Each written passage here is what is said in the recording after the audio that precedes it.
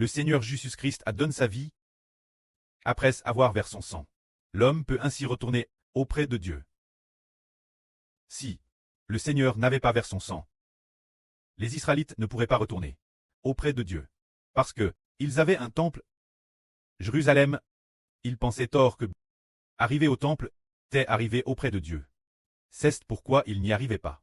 Ils ne retournaient pas auprès de Dieu. Ils ont toujours pensé que venir au temple suffisait, qu'ils trouvaient Dieu, mais Dieu est dans les cieux. Pourtant leur cœur se tournait vers le temple terrestre. Alors nous comprenons que, si le cœur de l'homme se tourne vers le temple terrestre, alors il ne trouvera pas Dieu. Il ne trouvera pas le chemin du retour vers la maison céleste, si notre cœur devrait se tourner vers la ville de Jérusalem, celle du Moyen-Orient, vers le temple Lbas, ou bien se tourner vers le Dieu du royaume céleste. Le cœur de l'homme devrait plus parvenir au-delà de l'univers, jusqu'au trône de gloire, auprès de Dieu. Pour pouvoir retourner auprès de Dieu, ce qui est merveilleux, c'est que les religions d'aujourd'hui, toujours au Moyen-Orient, dans l'État d'Israël, ils veulent tous construire le troisième temple. Madame, ils ont dit prépare pour après la construction du troisième temple. DJ, ils ont préparé des prêtres. Certains prêtres se sont dit préparent. Ils attendent avec impatience que l'avenir le troisième temple soit construit pour qu'ils officient comme prêtres dans le troisième temple, comme Moïse, comme l'époque de Salomon, comme ce genre de prêtres, pour servir Dieu. Mais nous comprenons que, si c'est ainsi, on ne trouvera pas Dieu.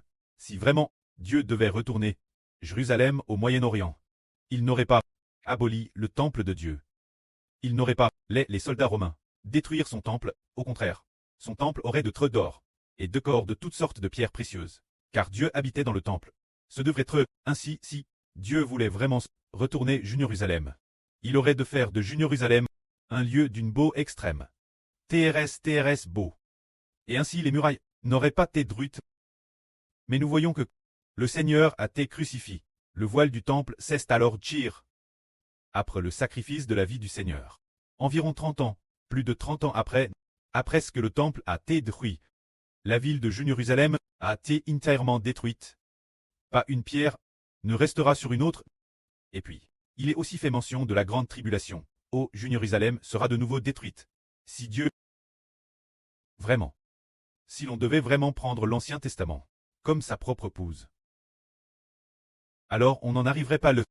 Mais, comme l'a dit l'apôtre Paul, si le temple terrestre existe encore, le chemin pour entrer dans le royaume des cieux serait obscurci.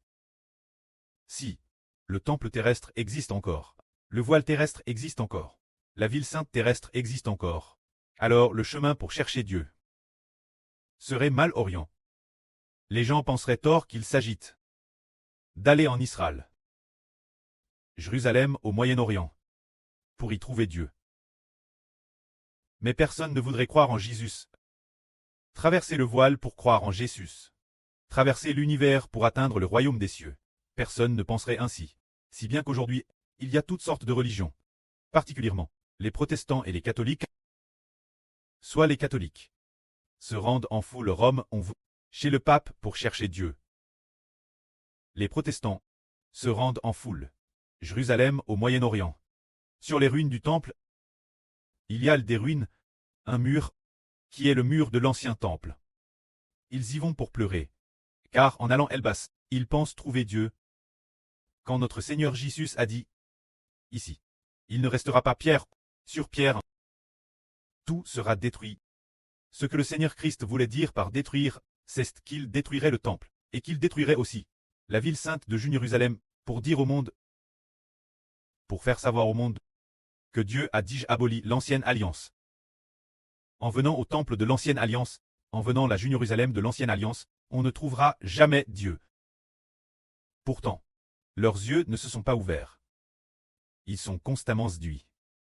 Et le Seigneur Christ a donné sa vie, précisément pour nous sauver, pour nous ramener la Jérusalem céleste, et non pas pour nous faire retourner la Jérusalem terrestre. La Jérusalem céleste est notre erreur, notre pré céleste, notre pré habite dans la Jérusalem cleste. Nous devons retourner dans notre demeure cleste. Alors sur le chemin du retour, nous n'irons pas Jérusalem au Moyen-Orient pour adorer Dieu, mais en croyant au nom de Jésus-Christ. En devenant une nouvelle création, nous pourrons retourner au royaume des cieux. C'est le mystre de la vie. Concernant ce mystre, seuls les aptres du Seigneur Christ pouvaient le comprendre. Jusque la crucifixion du Seigneur Christ, permettant ainsi aux hommes de retourner au royaume des cieux. C'est ainsi que, l'époque de l'apôtre Paul, dans le livre des Actes des Apôtres, il est rapport cet événement. Comme Paul retournait Jérusalem. Alors, Paul est à Jérusalem pour coûter. Jérusalem, pour coûter les anciens de Jérusalem. Se dire ceux qui croyaient au Seigneur, qui dirent Paul, frère Paul. Ici, Jérusalem, beaucoup de frères disent, tu t'opposes au temple et la loi de Mose. C'est pourquoi il y a ici beaucoup de personnes qui ont cru, des gens de la loi de Mose, qui ont cru au Seigneur, pour l'amour d'eux, va dans le temple. Et fait semblant d'y aller, pour accomplir un rite de purification. Et puis, afin que tous les frères sachent que tu ne t'opposes pas, la loi de Mose, ni au temple. Paul y est donc allé, et a fait ainsi, accomplissant le rite de purification. C'est ainsi qu'il a été par ceux du temple de l'époque. Ces prêtres, ces juifs, qui ont violemment battu Paul, l'ont hart, voulant le tuer. Par la suite, Paul a été immédiatement. Ce moment-là, par les Romains. Ce tribun, le tribun, accompagne de quelques centurions, venus pour arrêter Paul, pensant que Paul était un grand rebelle. Plus tard, il a découvert que Paul était cause de son opposition, la loi de Mose. Alors, voyons voir.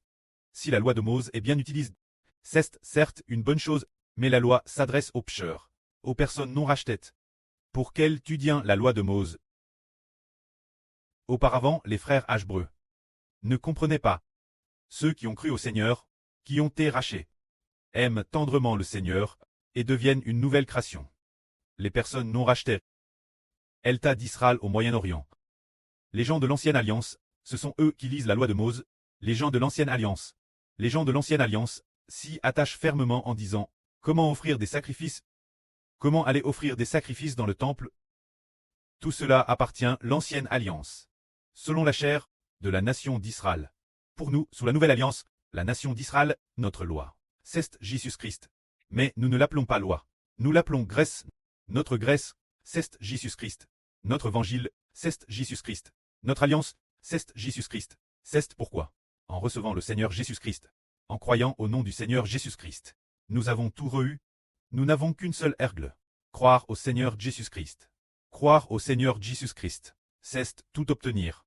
Cela surpasse de loin la loi. Et nous donne la vie éternelle. Croire au Seigneur Jésus donne la vie éternelle.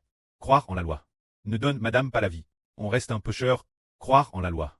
Observer la loi de Mose, réciter ses écritures, cela ne sert à rien. Plus tard, le frère Hébreu a compris. Cette chose, c'est cela, madame.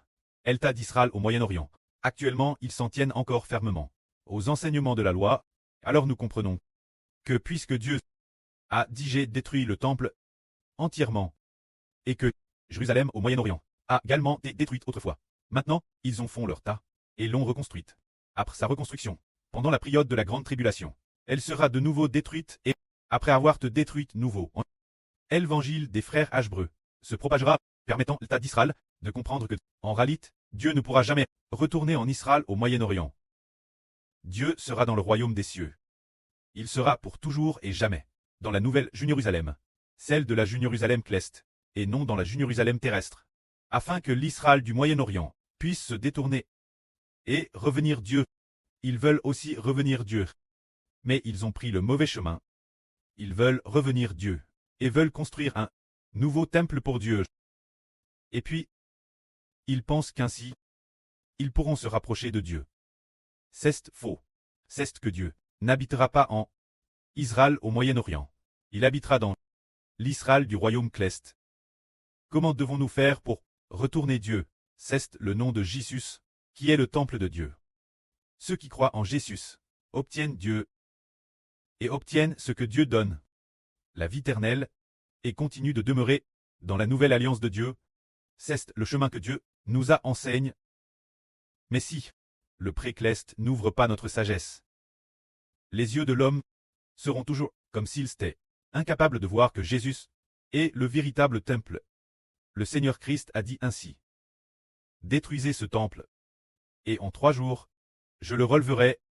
Le Seigneur est à le dire que le Fils de Dieu, Jésus Christ, est le temple de Dieu. L'Esprit de Dieu est dans le Seigneur Jésus. Ceux qui croient au Seigneur Jésus peuvent alors obtenir Dieu et retourner auprès de Dieu. Nous avons autrefois, dans la Bible, compare le royaume de Dieu. Une femme. Alors si le royaume de Dieu est compare une femme, se dire Jérusalem, cette femme devrait être très belle. Mais les murailles de Jérusalem ont été détruites, ce qui est comparable au fait que Dieu a repudie et a laissé son épouse toute nue, sans murailles. Et puis, il a aussi détruit le temple, ce qui est comparable au fait que Dieu a dire avec cette femme, cette alliance de mariage, qu'il a dire. Cette alliance, le temple fut détruit. Se dire que le contrat de mariage fut déchire. Le temple fut détruit. La ville sainte de Jérusalem fut également détruite. C'est un peu comme si, non seulement avec sa concubine, il avait dire le contrat de mariage, mais en plus, il avait jabil cette concubine, complément et l'avait abandonne, la laissant nue, en disant: je ne veux plus de toi, comme épouse, tu ne peux pas porter mes vêtements, je t'enlève tes vêtements, tes boucles d'oreilles, ton anneau de nez, les bracelets et bagues que tu portes, je te les retire tous. Ce qui signifie que la ville de Jérusalem fut entièrement détruite, symbolisant que Dieu a aboli l'alliance conclue avec une femme pour retourner auprès de son épouse légitime qu'il aime profondément. Car son épouse légitime, lui, a enfant, le propre Fils de Dieu.